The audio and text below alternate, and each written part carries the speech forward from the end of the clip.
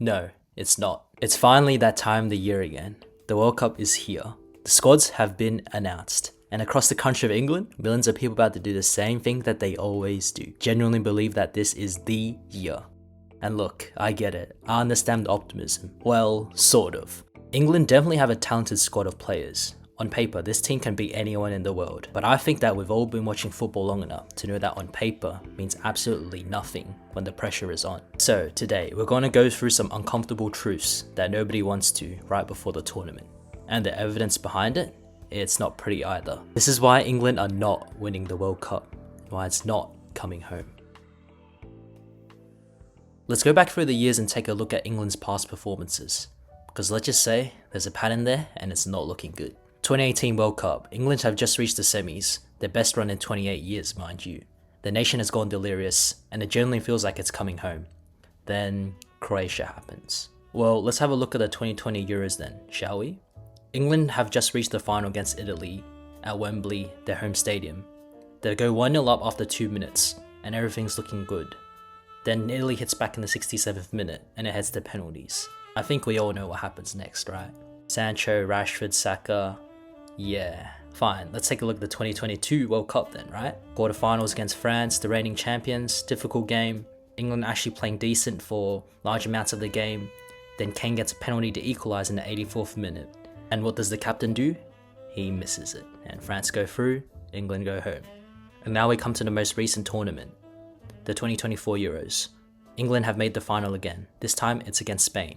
Despite Cole Palmer's effort, Spain wins it. I mean, you had Anthony Gordon, who wasn't even in the squad, publicly calling it a failure. We'll come back to the comments that he made in just a bit. So, are we noticing a trend from here? Because I am. 4 tournaments, 4 near misses, and 4 heartbreaks. Here's the question, at what point does nearly stop being promising and start being just a pattern? Because from my point of view, England have mastered the art of getting just far enough to hurt. Every single time is the same story. The lead up to this World Cup for England has been quite uninspiring to say the least. In their final home friendly before this tournament, their last audition at Wembley mind you, England lost 1-0 to Japan, and they didn't just lose, they were booed off the pitch by their own fans. Now, Japan are ranked 18th in the world, and England, supposedly one of the favourites for the whole tournament, couldn't score against them. Being unable to score with 75% possession in a match is crazy. The week before that, they also drew 1-1 with Uruguay, who are ranked 16th. Another uninspiring performance. Another set of questions without answers. Now, yes, I know, friendlies are friendlies. Tuchel was rotating, and he definitely had players out as well. Kane wasn't playing, Saka and Rice were pulled out from the squad with injuries. Oh, and don't forget Noni Madueke as well. Fine, I admit that. But Tuchel himself said after the Japan game, I hate losing like no one else, and it will take a while to digest. Well, let's just say his digestion might be a bit troubled after this World Cup. Let's talk about the elephant in the room. Because before we even get to what England do on the pitch, we need to talk about who Tuchel decided to take, and more importantly, who he decided to leave at home. First, let's talk about Cole Palmer. His exclusion was a surprise to many, including himself. A player who scored in the Euro 2024 final, one of the most technically gifted English players of his generation, left out. Tuchel's reasoning was Palmer's poor season at Chelsea, and fair enough. Then there's Phil Foden, the guy who started the 2024 Euro final, who has been one of the most decorated Premier League players of the last 5 years, also left out. Again, Tuchel citing an underwhelming season at City. Honestly, I personally don't mind the exclusion of these 2 players due to their lackluster performances this season. They shouldn't be picked based on their reputation, and Tuchel probably made the right call leaving these 2 guys out. However, here's where it gets really hard to defend. Morgan Gibbs-White, top scoring English midfielder in the Premier League this season. 15 league goals, 25 goals and assists in total. By pure statistical merit, one of the best English players in the country this year, not going to the World Cup. Gibbs-White himself broke his silence and said, I know myself I have done more than enough to be in the squad. I got on the wrong side of someone's opinion. This tells you everything. This wasn't a football decision. This was a personal decision dressed up as a tactical one. And then there's Harry Maguire. Now look, I know what you're thinking. Harry Maguire? Did he really deserve to be selected? But here's the thing, the Harry Maguire that got left out of this World Cup squad is not the same player who was getting destroyed on social media all those years ago. Under Carrick at Manchester United this season, Maguire has genuinely been good. Commanding in the air, solid in possession, experienced in the biggest moments. He has over 60 caps for England and has been to 2 World Cups and a Euro final. That is not nothing. Tuchel chose Jarell Quansah over him. Quansah, who is a fine player with potential, but who's never played in a major international tournament, never managed the pressure of a World Cup knockout game, and is at Bayer Leverkusen rather than one of England's biggest clubs. And how did Maguire find out? Not in a dignified phone call kept private. He found out Thursday night along with the rest of the country when the leaks started flooding social media. He then went on Instagram and posted, shocked and gutted. A 33-year-old international with 66 caps, finding out that he's been dropped for a World Cup for a social media leak. Whether you rate Maguire or not, that is a terrible way to treat a senior professional. And it tells you something about the chaos about the squad announcement, that the most vocal public reaction came from a player going on Instagram rather than being managed properly behind closed doors. Tuchel constantly talks about unity, about building a team,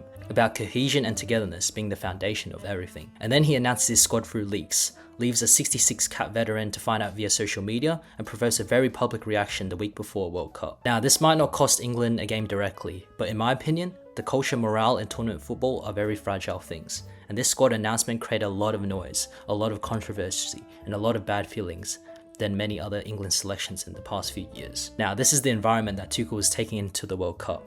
Not exactly the calm, unified, focused atmosphere that you'd want in the biggest tournament in the world. Meanwhile, Trent Alexander-Arnold, Real Madrid star right back, one of the most creative defenders in world football, also left out. He hasn't been capped since last summer, and Tuchel simply has moved on from him. He said, and I quote, "I can see that sometimes he relies heavily on his offensive contributions and gives not so much emphasis on the defensive discipline and effort." His exclusion was also quite baffling to me.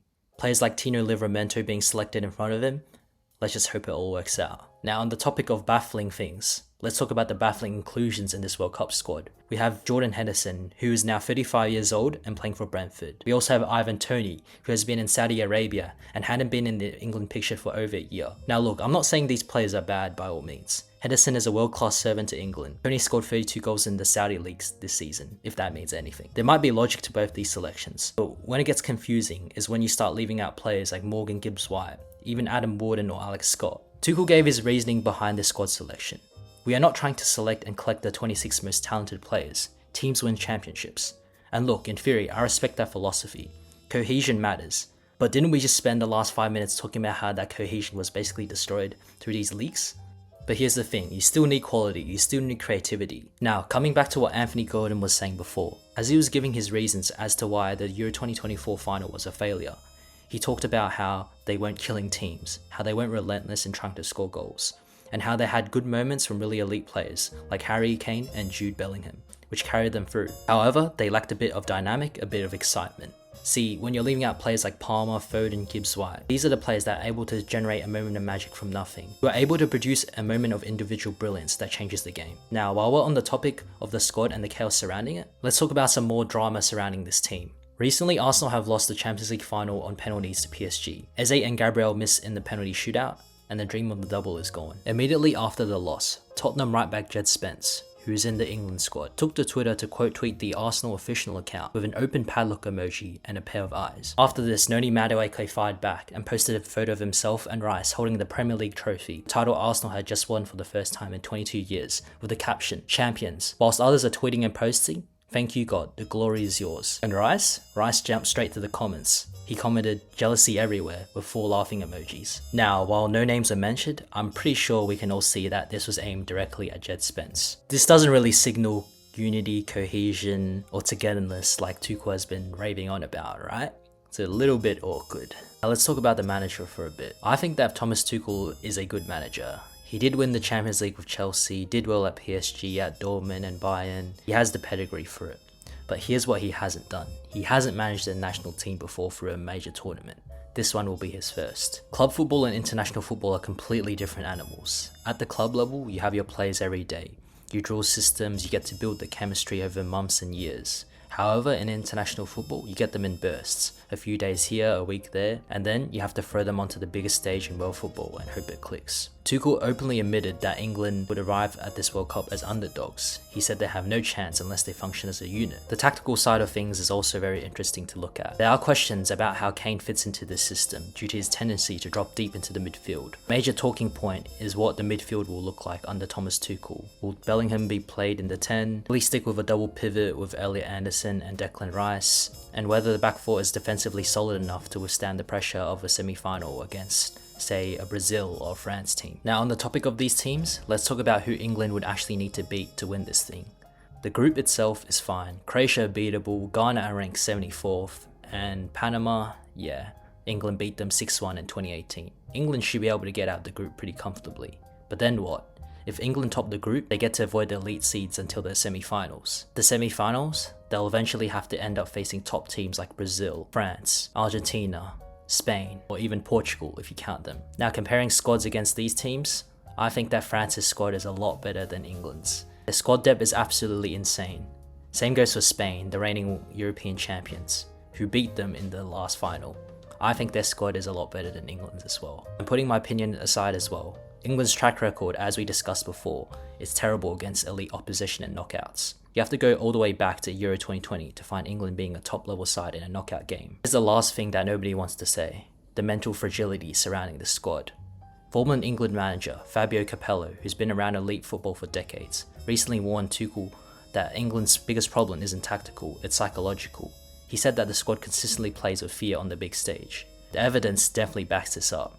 In the Euro 2020 final, England started brilliantly and got ahead after 2 minutes, but then completely started parking the bus and playing scared.